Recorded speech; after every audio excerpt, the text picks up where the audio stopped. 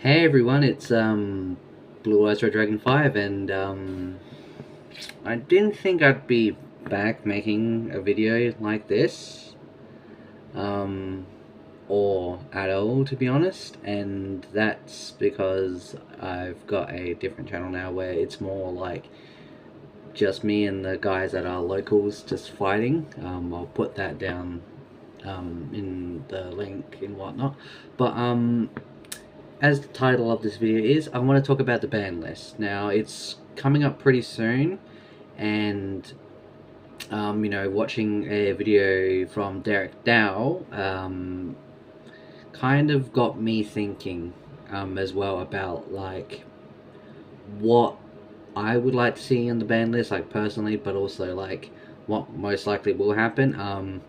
Take this video with a grain of salt. I am not a competitive player. I have not gone to any BCSs or anything, despite being playing the game since 2013, 2014, one of those two. Anyway, if you see me look off to the side, it's because I got notes. I'm very bad, and I can go on tangents and stuff that just will not matter. So I've got some notes up on my computer. Hopefully that's okay. If you hear any other background noise, I am sorry. But yeah, I'm only going to be talking about standard as well.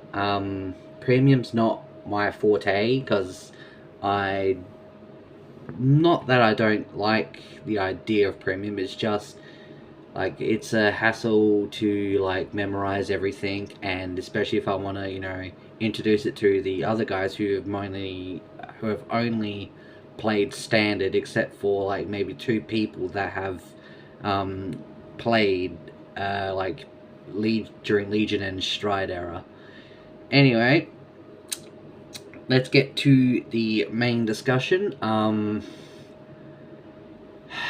Mr. Moe Flash, the lightning monster for the Elder Gleamer deck. Now, this has been a very hot topic of discussion, especially for English, because of how more prominent Elder Gleamer has been as a deck over in English than in Japan. That's also most likely due because they have Love and Berry, which has been pretty more performing than Elder Gleamer. I could be wrong. Again, take this video with a grain of salt. But Japan has, obviously noticed as well, Elder Gleamer being a pretty, like, very, not toxic in nature, but, like, it's a very strong deck now because of Moe Flash. Being able to put as many orders into the order zone from its effect. And, being able to kill on your first grade 3 turn, which I watched one of Different Fights videos where Elder Gleamer beat a Raziel deck before Raziel even got to grade 3, which is kind of insane with how much pressure it has, especially going first, if it can, get the key pieces, aka Moe Flash, and, just the right setup of orders where you can actually kill with not only Elder Glimmer, but also Jumbo Scrusher. Again, I don't like how it's named Jumbo Scrusher, not just Jumbo Crusher. There's an S between the two, and it's annoying. Anyway, so people have been saying that putting Moe Flash to 1 is probably the best option, and I do think, yes, that will definitely do something to Elder Gleamer as a deck. Limiting Moe Flash to 1 makes it, harder to search out from the was it Torrential Energy order that they use from either of the research guidelines, whether that be Ava or Archites, one of the two, it doesn't matter as long as you stick to needing to have research. And top 5ing, essentially being able to try and add it. You essentially have 8 copies of Moe Flash if you run 4, which I don't think they do. I think it's like 2 because you have to run a lot of also different set orders because Elder Gleamer's restand. to restand itself is 5, and it's like only 3 for a rear guard. So with that all being said, yes, my Flash to 1 would probably do a lot of good, but I want you guys to just entertain me for a little bit with this idea as change before possibly putting my Flash to 1. We've seen it happen since Shiranui, was meta with the grade 2 Shoujo Doji in the ride deck back in last year, and being able to search Isazao, and then Isazao, doing silly stuff for Shiranui, which made it even just more oppressive than it already was.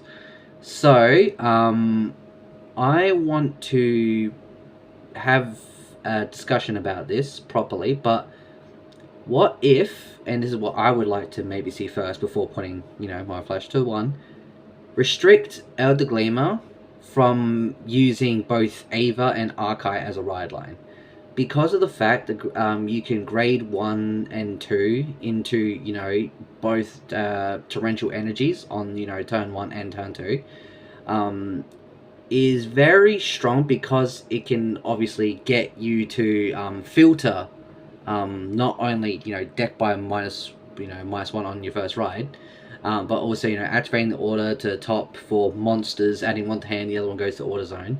So you're filtering out pretty quickly on turn 1, which there's nothing wrong with filtering like early on in the game. Like sometimes that's a strategy for some decks, and it helps them accelerate their game plan. So I want to say restricting Elder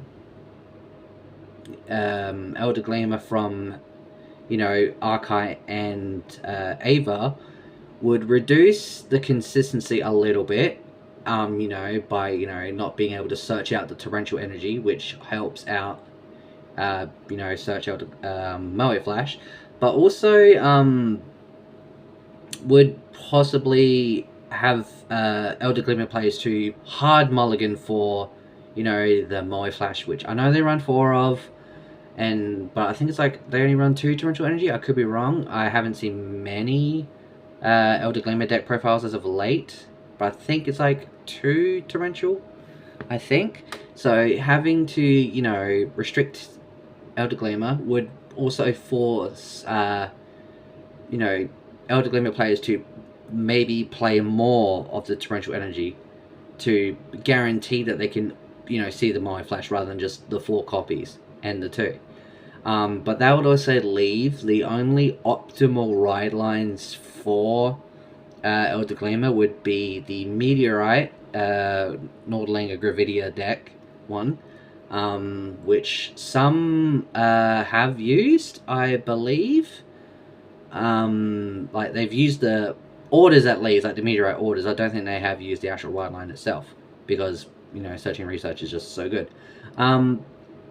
Or the Orphist ride line, which they do use some of the world orders, especially the one that draws and makes a token. Don't see the Overcoming Eternity, because you're not staying in Abyssal Donite, or you're making consistent tokens. I think I've seen maybe 1 or 2 use In the Darkness Nobody Knows, but that's just for retire 1, but even then it's literally just the one that draws and makes a token.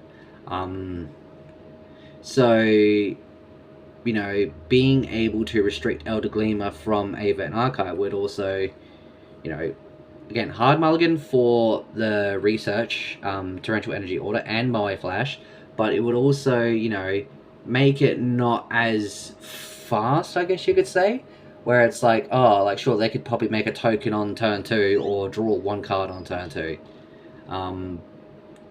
It would feel something similar, but it wouldn't be set the order, try and search for Moe Flash. If you found it, cool, and then turn 2, do it again, essentially decks in more. It would slow it down a bit, in my opinion, but I could be wrong. It could be it might be too hurtful rather than just putting Moe Flash to 1, but Again, I just want to see what everyone would think if you restrict the ride lines for Elder Gleamer. It would suck, but, you know, they could make a Elder Gleamer specific ride line. I mean, they did it for Wheelbarrow just recently. They released a ride line for him, weirdly enough. Although, you know, they would have to do it for time stamping eventually, probably. Braphomedes at some point, if anyone remembers Braphomedes. Braphomedes getting Rise Up. Or the Kita Order Dragon. Could do that as well. Make, you know, that a ride line rather than having to use any good, like, generic cards that are up there. Especially Kita, you know, you could use the Hehelm Blaster ride line and, you know, do well, because they really haven't got a good amount of generic stuff in terms of, like, you know, ride lines, but they've got a bunch of good generic units. But yes, restricting Elder Gleamer from Ava Archite, I think would be better, I think. But if that would still be too much, then you could probably cut down Moe Flash, not to 1, I think. That might be a little bit too much, maybe to 2. So that would also force them to run more orders, aka more shieldless cards. So you might still have a fighting chance. Alright, that took 10 minutes just for the Moe Elder Gleamer stuff, so we can kind of breeze through the other topics that I've got. So if we've got Sturgner to 4. We just got Gandiva Mask. Gandiva really hasn't been relevant, especially after the hit. It hasn't really been anywhere. Other decks have just gotten faster and faster. So I think putting Sturgner back to 4 wouldn't hurt too much. It would help it. It would help its game plan still. Obviously, you know, it wants to accelerate the bind zone as quick as possible to get as much power. And with Gandiva Mask being able to do Gandiva's first effect for free twice, 1 for the ride line, and then 1 if you go into Gandiva Mask right off the bat if you're going second, just to, you know, accelerate the bind and maybe get some more draws and such. And I think it would be fine. I could be wrong. It could be absolutely horrible and people would be like, oh, there was a reason why it was put to 1. But I think the time for Gandiva to have Sturgner back at 4 is now, to be honest. It's not really doing anything, I think, as far as I know. I could be wrong. Again, I don't, you know, play competitive or anything. I'm sure I've got, like, meta decks. Well, yeah, I do have a meta deck really in Raziel Vita, but I normally play stuff like Bruce, Griffagila. I've got an Ash turn deck. Well, I've got like 4 of the quick start decks. 3 of them I'm gonna get rid of eventually, but I've also got like Vanguard. I've got like decks that, you know, can be strong and such. I also have a Lord deck, which we're gonna talk to very soon. It's also strong, but, you know, it's not meta or anything at the moment. I do have a Messiah deck. I haven't gotten the new stuff for it. I think that's pretty decent, but it's not like, you know, King Raziel shenanigans. So putting Sturgner back to 4, I think, would be fine for Gandiva and the Gandiva player base as a whole. They might not even play it as a 4 of in Gandiva Mask. Like, maybe original Gandiva could come back as a deck. Like, in general, with, you know, some of the new stuff that that has gotten, even though some of it's also tied to Eugene as well. It would be interesting to maybe even see 2 Gandiva decks, you know, going at each other, where, like, full powered and buffed up original Gandiva versus Gandiva Mask, which, like, they do play the same, but they play a good amount of different cards. That's just me, but I think a lot of people would say, like, yeah, Sturgner to 4 is fine. Next we have, and again, sorry for looking up, I just need to look at my notes. We have Lawad and Sergown restriction lifted. At the time, yes, it needed to happen because of how, like, very consistent and, like, hard it was to kill Lawad at the time. But with Raziel essentially just abusing Sergown way better and faster, I think Luard should be allowed to have Sergown back. I think it wouldn't do much. I think if you want to, maybe you could restrict Sergown to 2 copies in a Luard deck only. But obviously one of the main problems is Sergown itself, because it's such a strong card by design. Some people can say like it's just so toxic because it's the only one of the if you activate an order or commit to a condition, you get 5k to mostly draw a card. It's the only one that does not straight up draw. It like gives you deck information, like, oh, okay, what were the top 2 cards of my deck? I can add one of those 2 to hand, and the other one goes to the bottom. So giving Luard Sergown back would probably, you know, boost up its consistency a little bit even more, but I don't think it would change much for Luard. It wouldn't be tiered as highly as it was when it did have it originally, but because of how everything fast is, and it being a stride deck as well, you know, it needing to essentially always go second to stride, or, you know, bite the bullet if the opponent's playing the grade 2 game, ride to grade 3, miss out on stride, but they will still have, and, you know, if they want to play the grade 2, like, oh, if I don't get to, you know, thing, you can't stride, but, you know, they change the stride rules, so you just have to be on grade 3 for a turn. So it's either you go stride and hope they don't play the grade 2 game, which Luard can actually do fine with because the way it's built at the moment, but it's still, again, a stride deck set at the end of the day. It kind of relies on stride to at least get some form of front row power because of crest scaling. So, in my opinion, bring back Dog for Luard. It's time, I think. It hasn't done much since the restriction, and Raziel is just abusing Sergown far more than possible in any Kita deck. Like, even Liel Amorta, who's Rideline grade 2, can literally put back all normal units when Liel is ridden upon it to the bottom of the deck to draw 1 card. Not gonna lie, quick little tangent.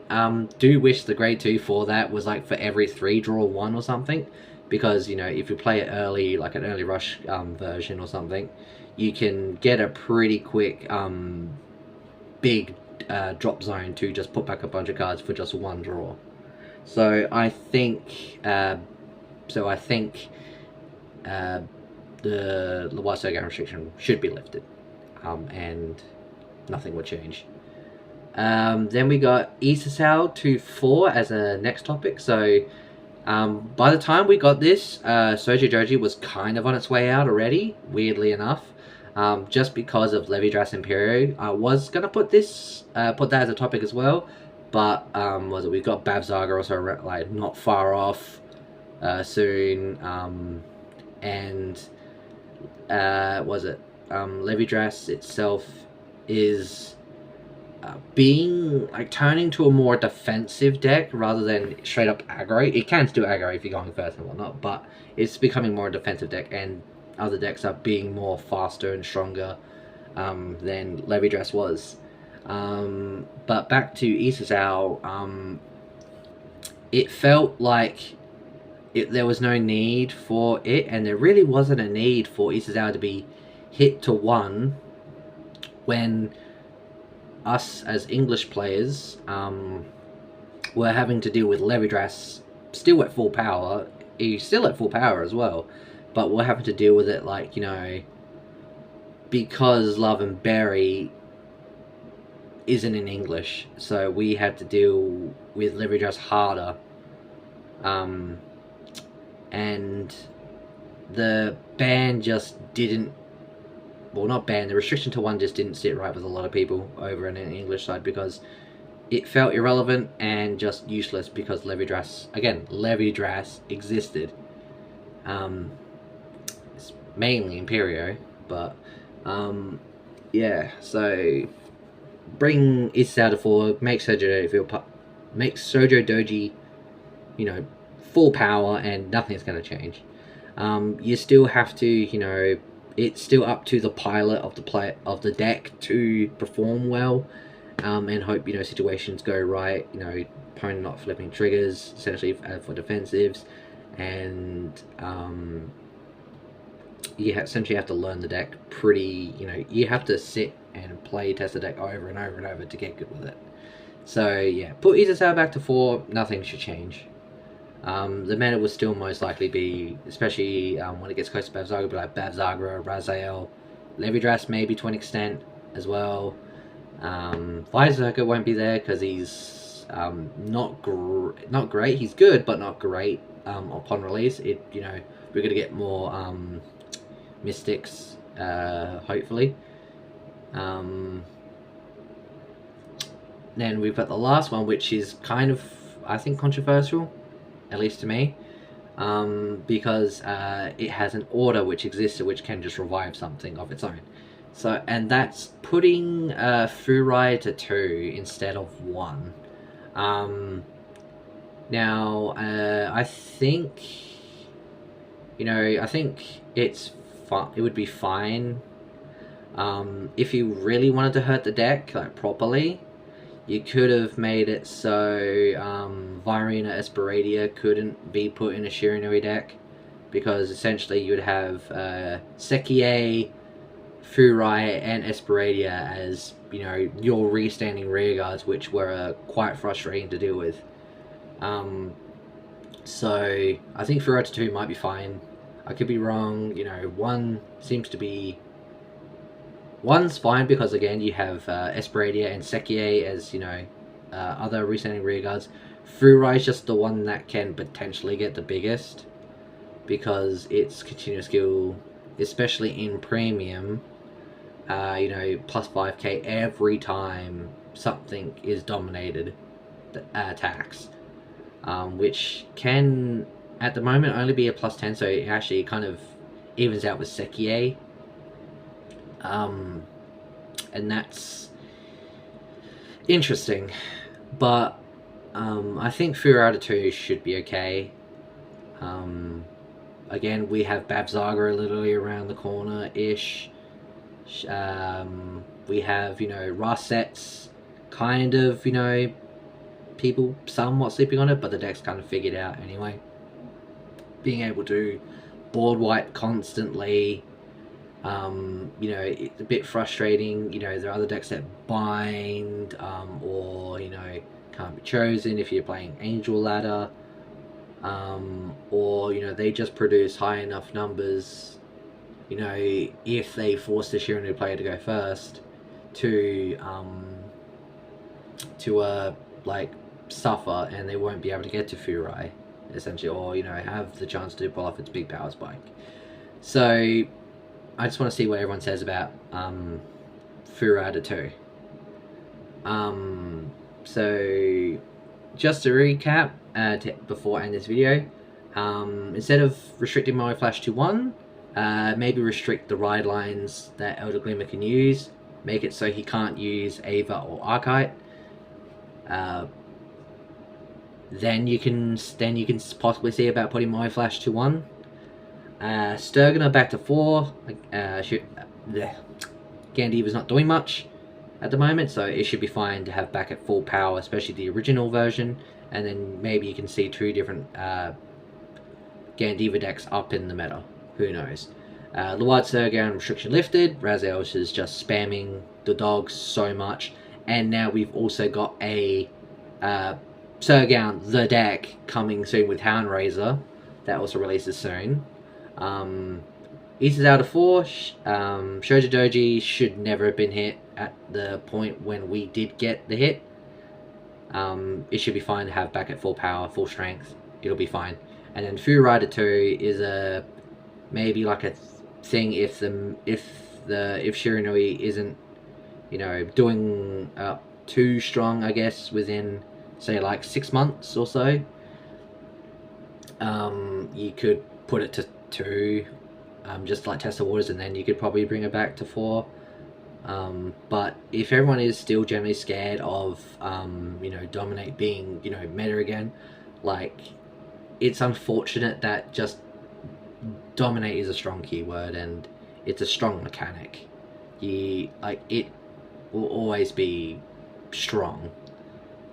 So, thank you everyone for coming back to this video and my channel for after so long.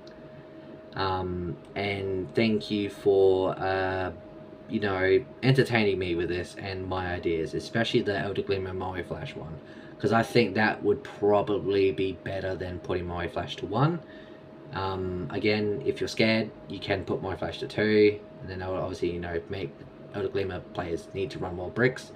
But if that's still not enough, then yeah, sure, put it to 1. Thank you all for watching, and I might do one for premium. Again, I'm not really a premium guy, but I kind of have my own things I want to say about that, so I might make one of these for premium. Anyway, thank you guys, and I'll see you next time.